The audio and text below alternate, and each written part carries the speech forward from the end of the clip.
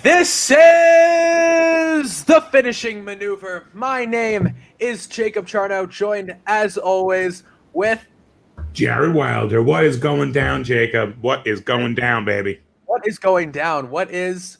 Let's talk. Today we are talking about Brodie Lee, Mr. Brodie Lee, the exalted one, absolutely squashing Cody for the TNT title on AEW Dynamite, the Saturday edition.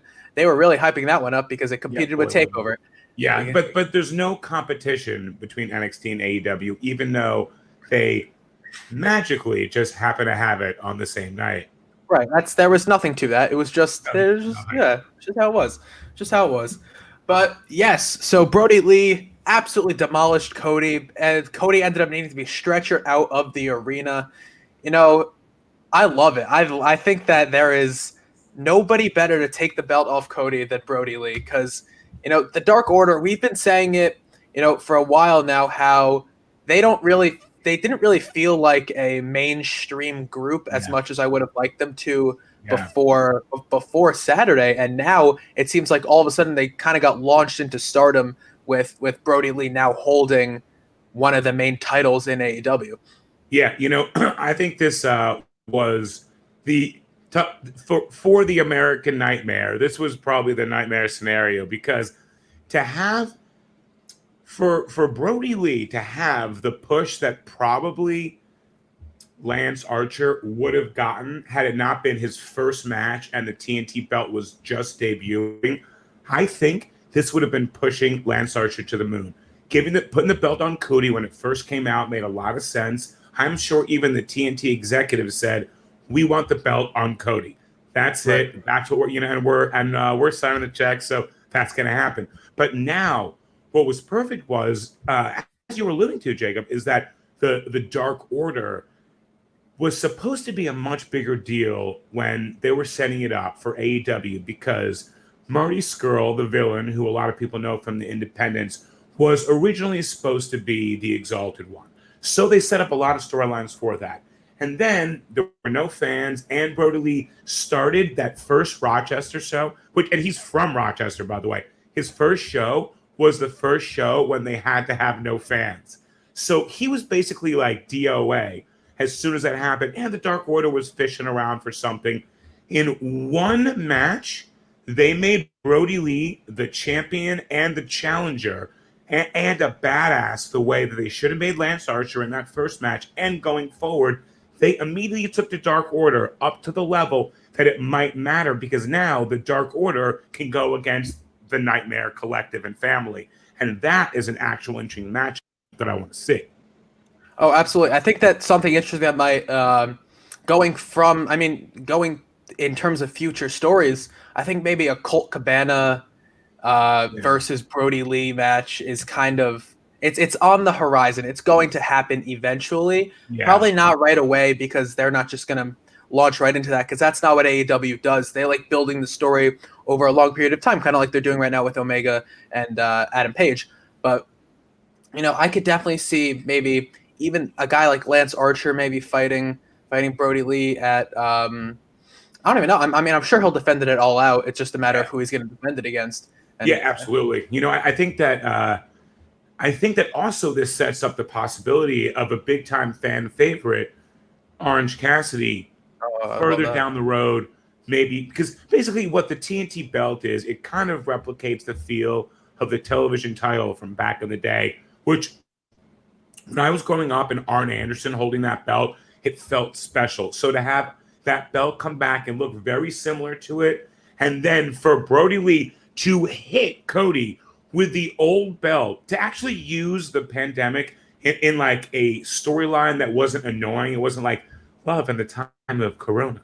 It was like, okay, he knocked him over the head with the old TNT belt, not the new one. He took the new one, held it above his head, and then basically shattered the old original TNT Championship across Cody's forehead. Probably gave him a Dusty Rhodes for later on at some point. And to actually make it relevant on a weekly basis, because you're not going to have Mox defend the world title every week. Right. you know, but you are going to have the TNT Championship every week. So who do you want to have on every week representing your brand? You want to have Cody. You want to have Brodie Lee, Mr. Brodie Lee, and then ideally somebody like Orange Cassidy, who's such a big time fan favorite that you want to figure out a way to get him on each and every week. That's something that I could see Brodie Lee maybe getting that after everything being done with the Nightmare Collective. Then after that, going on against maybe Best Friends, you know, so Best Friends against Dark Order, and then Brodie Lee against Orange Cassidy in maybe November, December type. And then that's when maybe Orange could take it off. Oh yeah, for sure. I think that you know, especially the TNT title, which, like, you're right, it's going to be defended on or it should be. It's going to be defended much more than the AEW World Championship is going to be defended, because that's just kind of how AEW sets it up. Like, I mean, the World Heavyweight title switched hands a lot more than WWE Championship did when that was around, because you know, it is the secondary title in AEW right now, and that's going to be used to give younger guys kind of a chance to shine over, because you want the main guys, like, I mean, Mox, the guys who draw in ratings, you want them as the world champion, because that's what they need right now. I would say if AEW wasn't competing with NXT, then it would absolutely maybe the world championship could switch hands more than it does, but which I still think, by the way, that it very easily could wind up changing hands at All Out. Absolutely. At All Out, you know. But you're absolutely right. Is that somebody that's on there every week, because it feels that AEW's done such a great job of making sure that you're going to watch every week, and you're going to watch every week because they're going to make the each Wednesday night an actual pay-per-view feel to it, even if it isn't an actual pay-per-view. I think in the long run, they're going to wind up doing a lot more world title changes on big-time pay-per-views, just like they have so far. But that's what's so great about the TNT title, is that's something that, much like we've talked about before, the John Cena, you know, Open Challenge, you know, with the U.S. title back in the day, brought so many wonderful, so many eyes on the brand and the overall market, and then continue to bring up newer stars, make newer stars. And after having that rub with Cody or Brodie Lee, all these other wrestlers have gone on to be really featured. You know, you come in there, you earn your keep. Guess what? They made Eddie Kingston a big spot. It almost looks like he's going to be in a faction, maybe even the leader of a faction with some really talented players. You know how that happened? Because they had that weekly TNT title shot. Cody gave that. And now, in the same way that Kevin Owens and Sami Zayn with the U.S. title with Cena, give them an opportunity. And all of a sudden, look what's going to happen. We care more about the Dark Order now than I have since they actually announced the Dark Order. I can call him Mr. Brodie Lee now because he's earned it. Yes, absolutely. He has definitely deserved it. And I think, you know, other than it's still exciting. The fact that they're still keeping that belt exciting is probably the most important thing, because there's only two men's titles in AEW right now. And I think that, or singles men's titles. I mean, there's obviously the tag team championship and the women's championship, but you know, you want to keep singles wrestling as exciting as possible. And I think that when kind of everything they're doing is it weaves into, at some point, a title match, whether that be between, like, I think after Orange Cassidy is done with this Jericho feud, I think he'll probably end up fighting for the TNT title, or sometime soon, like you said, will end up fighting, or will end up winning the title. Right, because if you're not fighting for a title and you're Orange Cassidy, what's the next biggest thing you can do?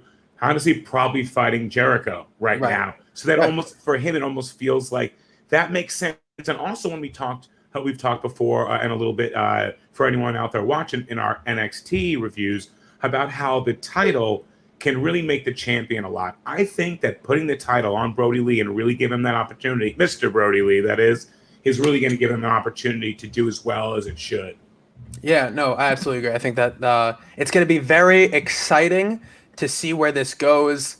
As a whole, I think AEW's been doing a very good job as of late with their titles, and come all out. Let's see what happens. I think that Brodie Lee's probably going to hold that title for a nice amount of time because I can't see it wouldn't make sense to take it off him quickly because it wasn't like it wasn't a surprise. Like they're going to make him look like a monster just by the way that match went with Cody. I mean, he might have killed him. He might have killed Cody Rhodes. So exactly. Yeah. So with that being said, that's all we got today from the finishing maneuver. Once again, I am Jacob Charno, joined as always with... I am Jared Wilder. And let me tell you, for anyone out there wondering, much like the Nightmare family, Jacob and I might be family, but we did not intentionally choose to wear the same color on this show.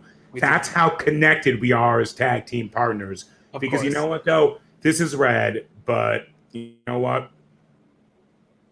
This right here, this is Jared. Yes. There it is. There it is. As always, go follow The Finishing Maneuver on all social medias at The Finishing Maneuver. Go follow me on Twitter at Jacob Charno. Jared, where can we find you on social media? You can find me at Something Wilder. Yes. Be sure to subscribe to The Finishing Maneuver for all of the top predictions, reactions, rumors, and everything else across the entire wrestling world.